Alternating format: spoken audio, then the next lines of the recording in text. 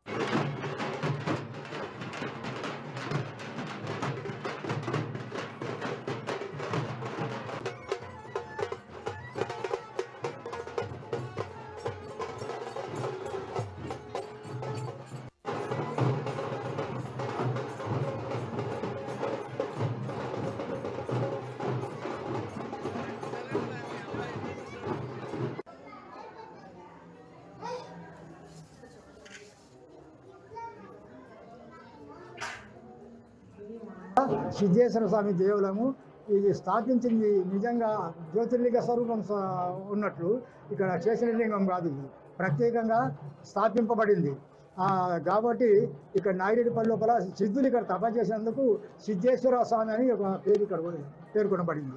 ఈ దేవాలయం లోపల లగ్నాలు ఎవరు చేసుకున్న వాళ్ళకి సంతానం తప్పక కలిగింది. మనసులో అనుకున్న కోరికలు కూడా చాలా నెరవేరినాయి.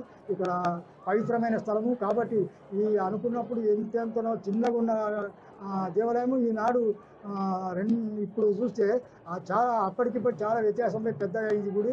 ఇంకా అయ్యే సమస్యలు చాలా ఉన్నాయి. భగవంతుడు అనుకూలం ఇచ్చినట్ల ప్రత్యేకంగా ఇక్కడ దేవాలయం నందు ఉత్సవాలు, కార్యాలు, పెండిళ్ళు అన్నీ జరుగుతున్నాయి. అనుకున్న కోరికలు కూడా నెరవేరుతున్నాయి. ఇది శివశాస్త్రితం అన్నమాట, శివశాస్త్రితం అన్నమాట.